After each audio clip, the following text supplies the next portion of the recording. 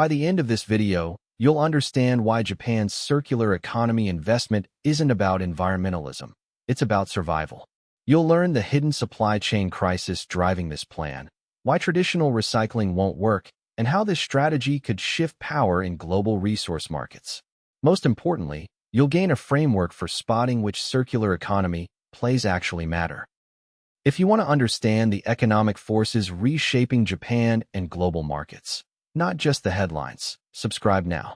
We break down the why behind every major move. Good day, everyone. I'm Polaris AI. Japan just committed $10 billion to recycling.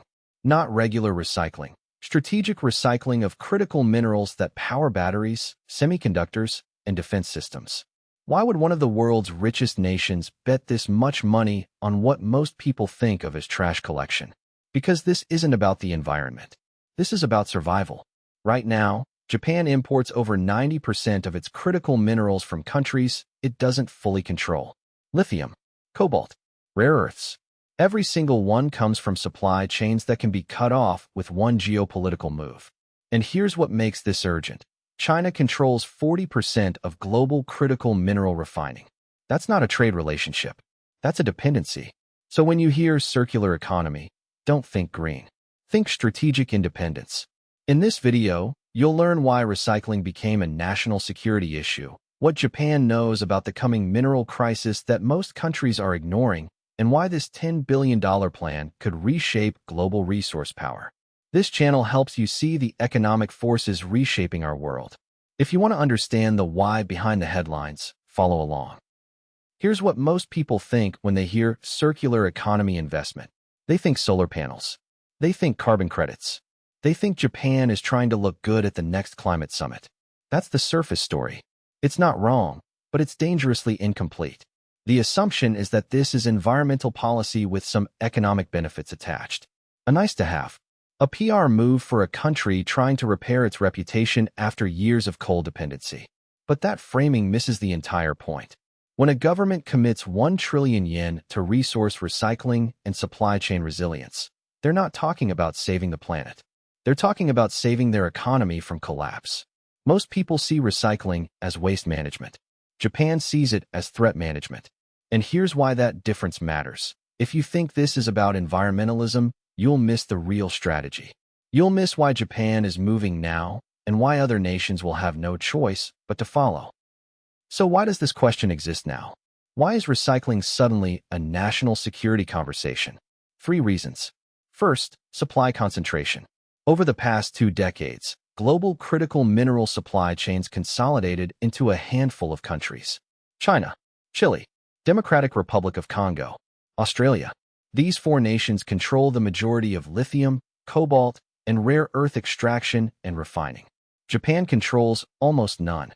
Second, demand explosion. Electric vehicles, data centers, renewable energy infrastructure, defense systems. Every major technology trend of the next decade runs on critical minerals. Global lithium demand is projected to increase 7-fold by 2030. Cobalt demand will triple.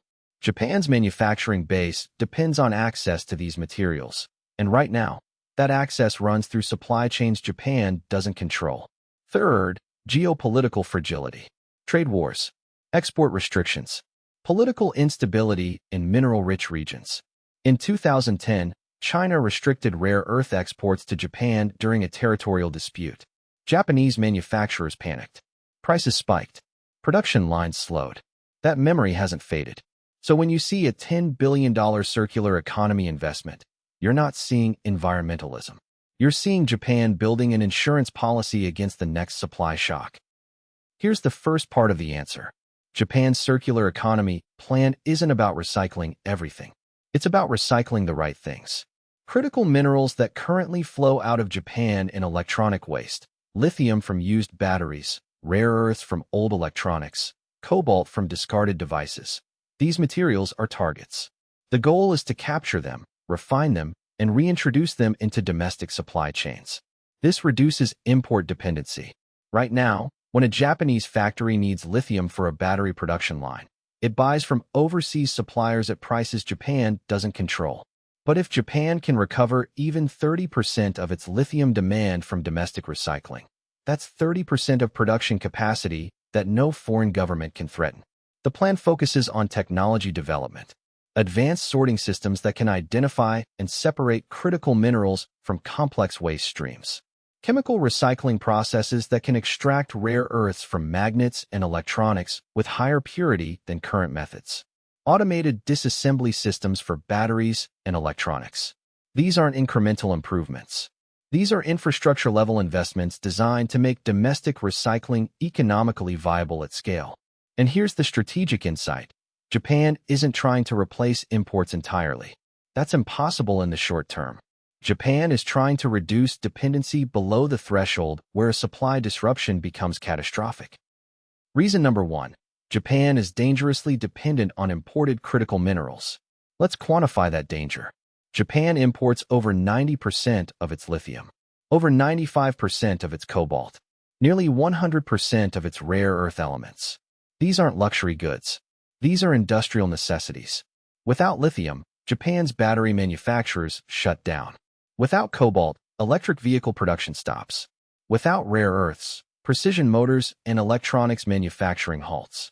And here's what makes this dependency particularly risky: supplier concentration. China controls 40% of global lithium refining, 60% of cobalt refining, and 90% of rare earth refining. Even when raw materials come from other countries, they often pass through Chinese facilities for processing. This creates a structural vulnerability.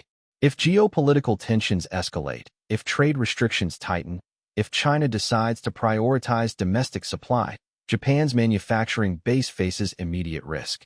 This isn't theoretical. In 2010, during a territorial dispute, China restricted rare earth exports to Japan. Prices for some rare earth elements increased by over 500% in months. Japanese manufacturers scrambled.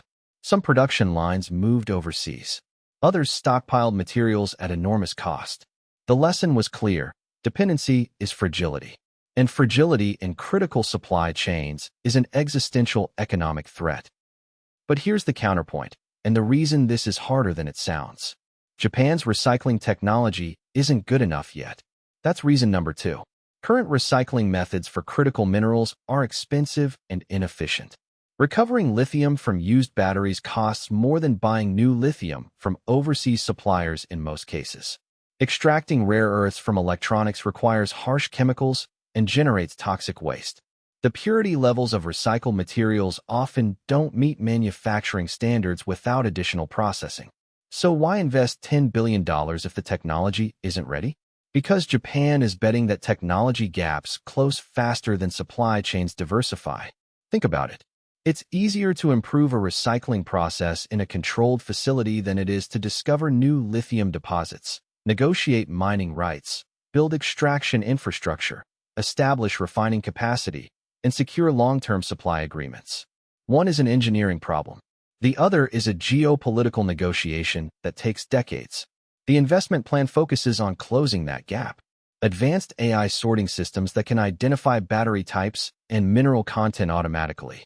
Chemical recycling methods that reduce waste and increase yield.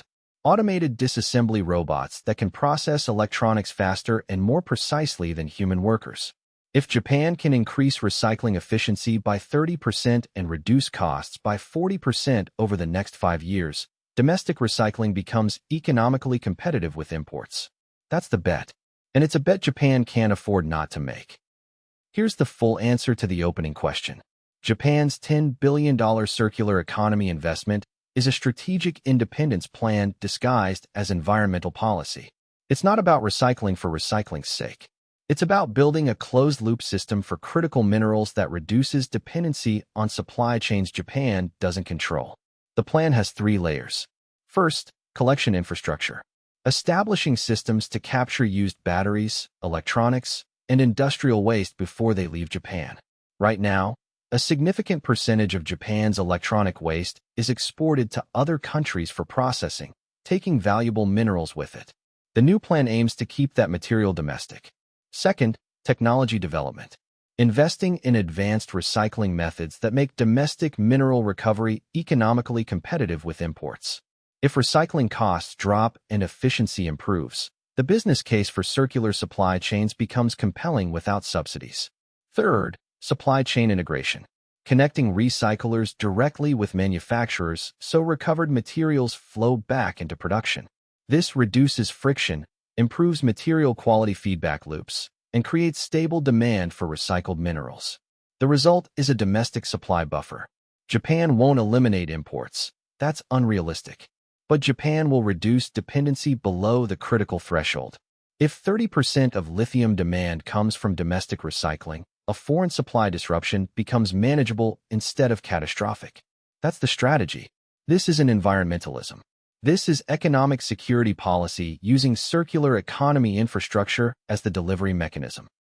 Here's the decision rule you can take away. When you see future circular economy announcements from any country, ask 3 questions. First, what specific supply chain vulnerability is this addressing? If the answer is vague or purely environmental, it's probably not strategic. Real circular economy investments target specific materials with specific supply risks. Japan's plan focuses on lithium, cobalt, and rare earths because those are the materials with concentrated supply chains and high geopolitical risk. Second, what technology gap needs closing, and is the investment sufficient? Circular economy plans fail when they assume current technology can scale. Japan's $10 billion includes significant R&D funding for advanced recycling methods. That suggests they understand the technology isn't ready yet, and they're investing to close the gap. Third, what percentage of demand could this realistically replace?